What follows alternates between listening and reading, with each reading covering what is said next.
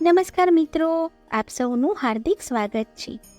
મિત્રો, ધર્મગ્રંથોમાં પૂજાપાઠ સંબંધિત ઘણી મહત્વપૂર્ણ બાબતો વિશે ઉલ્લેખ કરવામાં આવ્યો છે. જો પૂજા કરતી વખતે આ બાબતોનું ધ્યાન ન રાખવામાં આવે તો પૂજાનું પૂર્ણ ફળ પ્રાપ્ત થતું નથી.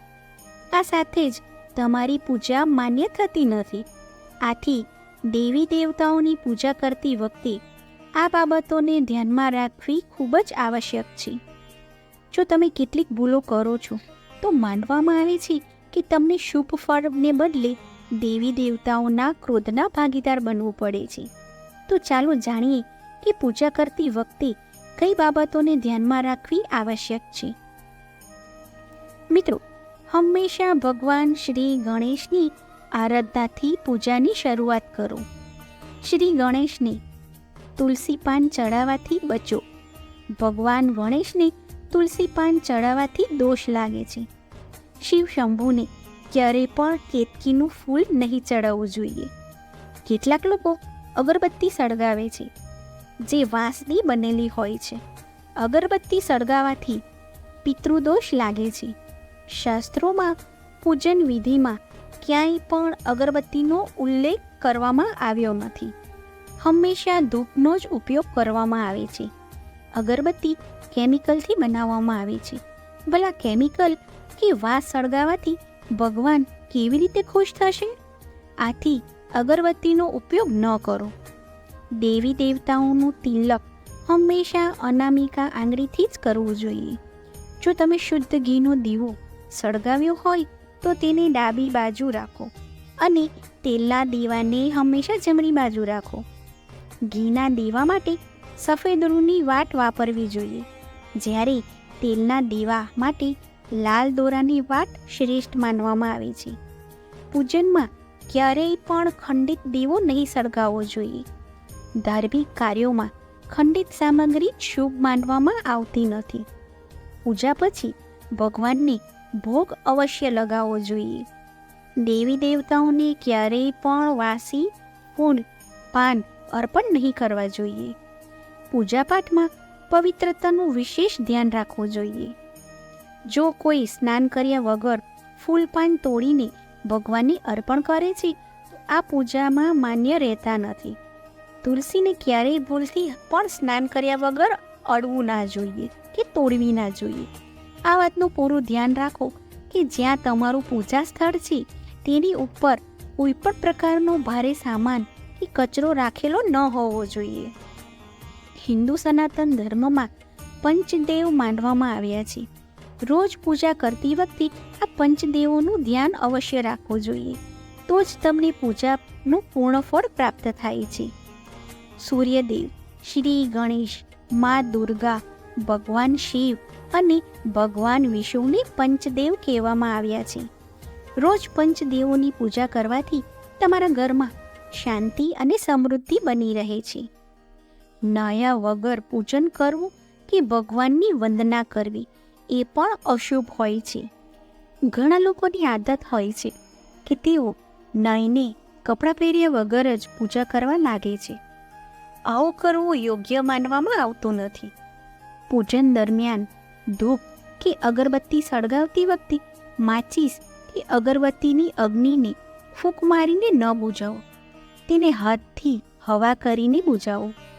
શંખ વગેરેને વગાડ્યા પછી તેમને ધોઈને રાખો.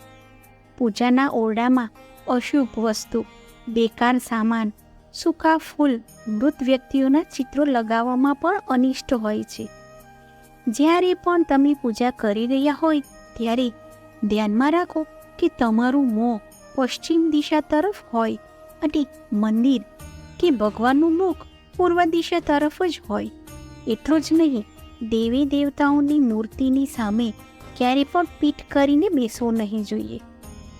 દીવાથી દીવો સળગાવવાથી પ્રાણી દરિદ્ર અને રોગી થાય છે.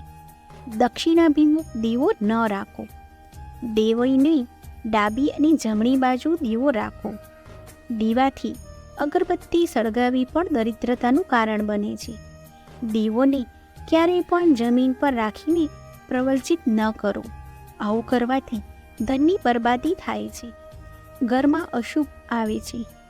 પૂજા કરતી વખતે જો ગુરુદેવ, જ્યેષ્ઠ વ્યક્તિ કે પૂજ્ય વ્યક્તિ આવે તો તેમને ઉઠીને પ્રણામ કરી તેમની આજ્ઞાથી બાકીનું કર્મ પૂરું કરવું જોઈએ.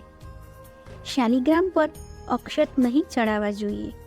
લાલ રંગ મિશ્રિત ચોખા ચડાવી શકાય છે. હાથમાં ધારણ કરેલા ફૂલ તાંબાના પાત્રમાં, ચંદન અને ચામડાના પાત્રમાં ગંગાજળ અપવિત્ર થઈ જાય છે. પીગળેલું ઘી અને પાતળું ચંદન નહીં ચડાવવું જોઈએ.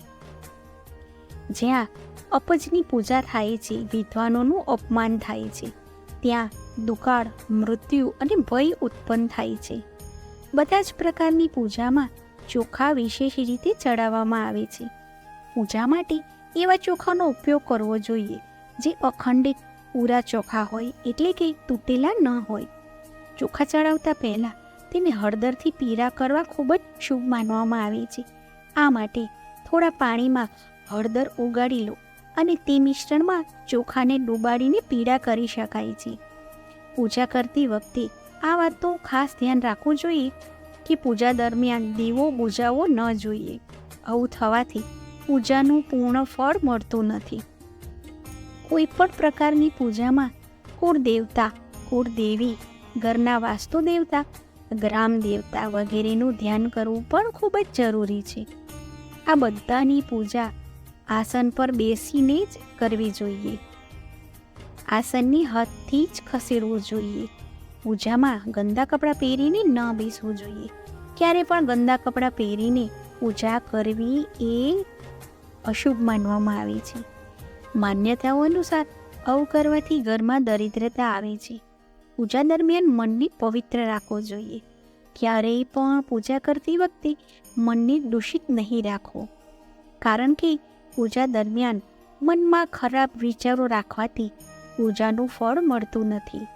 પૂજામાં વપરાયેલા ફૂલો જો સુકાઈ જાય તો તેમને ક્યારેય ફેંકવા જોઈએ નહીં.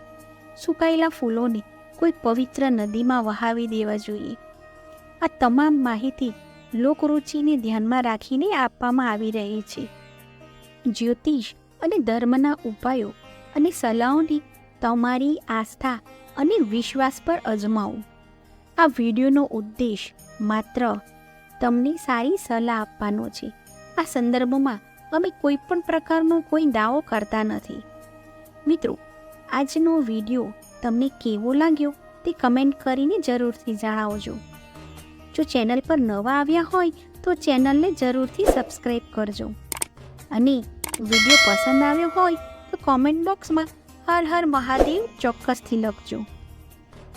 વિડીયોને અંત સુધી જોવા બદલ ધન્યવાદ.